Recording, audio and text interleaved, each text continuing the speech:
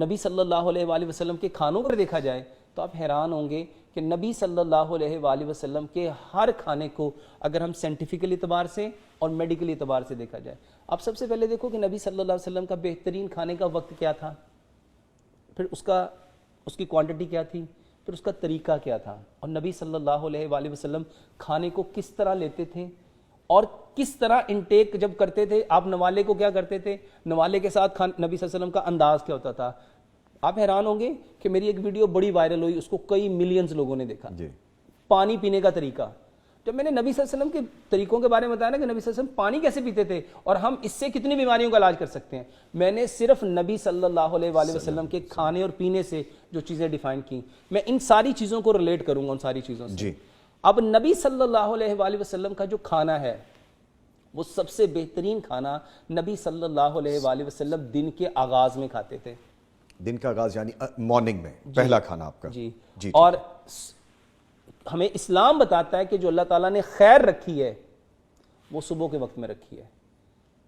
صبح کا کھانا ہیویسٹ لو، اور اگر ہم اس کو کلچر وائز دیکھیں، اگر ہم آج ذرا تھوڑا سا دین سے ہٹ کے ہم اپنے پنجاب کے کلچر کو دیکھتے ہیں تو پنجاب کے کلچر کا سب سے اچھا کھانا کون سا تھا؟ پراٹھا، اور جو ہیوی ارلی مارننگ جو ہمارے ٹریڈیشنل اس طرح کے کھانے کون سے، سری پائے دیکھیں، جی بالکل، اگر آپ بونگ دیکھیں، اگر آپ مغز دیکھیں، اگر آپ کھد دیکھیں، اگر آپ پراٹھے دیکھیں، اگر آپ لسی دیکھیں، اگر آپ پیڑے دیکھیں، کس وقت لیا جاتا تھا؟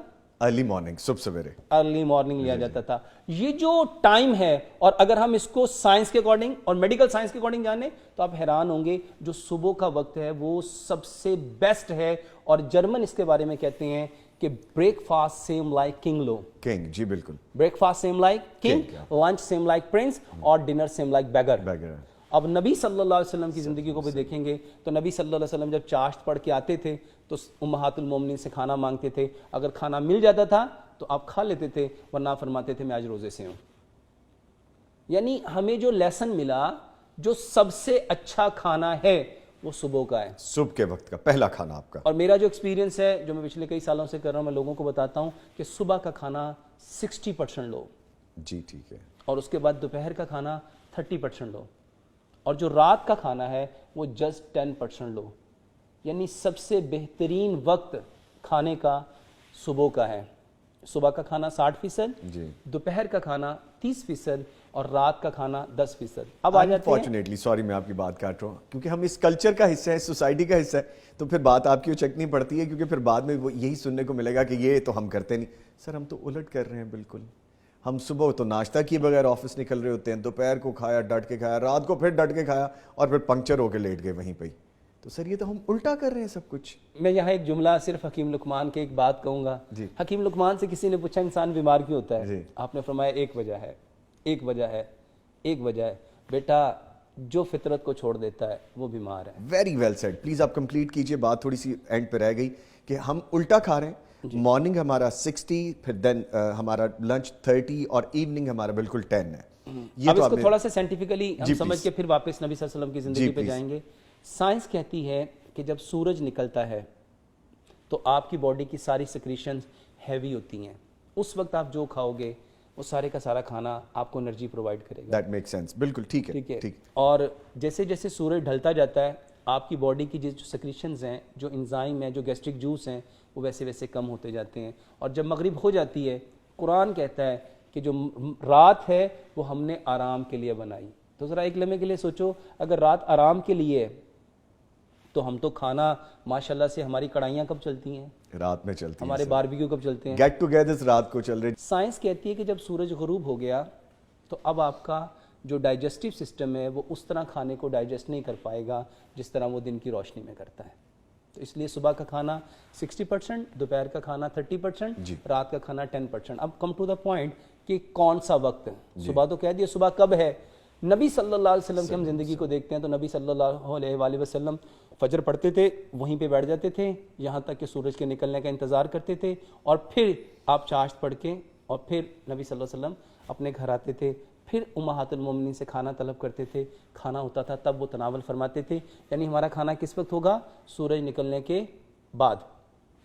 اگر ہم دوپہر کا کھانا دیکھیں تو اکثر چیزیں جو ہمیں ملتی ہیں تو نبی صلی اللہ علیہ وسلم جو ظہر کی نماز ہے وہ اس کے بعد کھانا کھایا کرتے تھے. اور اگر ہم ظہر کا ٹائم دیکھیں تو ظہر کی نماز کے بعد کھانا جو ہے یہ بہترین ہے. اور اس کے بعد جو رات کا کھانا ہے اس کو میں بہت کلیئرلی بتانا چاہوں گا, رات کا کھانا کم از کم مغرب سے 1 گھنٹہ پہلے کھانا چاہیے. جیسے کہ سر مغرب آج کل 6 بجے کے قریب ہے تو 1 گھنٹہ پہلے کھانا. اچھا, اس کو سمجھنا ہے کیوں. جی یہ جو بات میں کرنے لگا ہوں یہ میرے ایکسپیرینس کے اکارڈنگ ہے.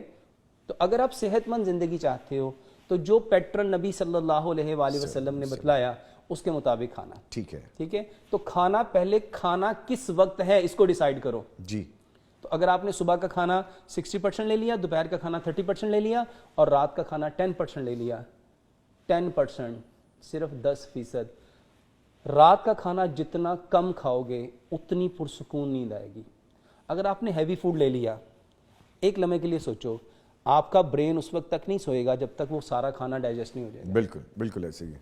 اگر آپ نے کاربوہائیڈریٹس لیا ہے تو وہ 2.5 گھنٹے کے لیے آپ کے اسٹمک میں چلے گا. اگر آپ نے پروٹینز لی ہیں وہ 4 گھنٹے کے لیے چلے گا. اگر آپ نے فیٹ لیا وہ 6 گھنٹے تک چلے گا.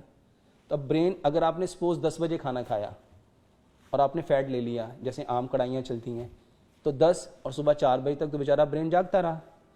تو جب آپ برین کو رات کو سونے نہیں دو گے, اللہ تعالیٰ نے رات کس لیے بنائی؟ آرام کے لیے, آرام کرنے کے لیے. جب آپ نے برین کو رات آرام نہیں کرنے دیا, ہاؤ از دیٹ پاسبل کہ وہ صبح کو آپ کو آرام کرنے دے؟ وہ آپ کو آرام کرنے دے گا؟ بالکل نہیں کرنے دے گا.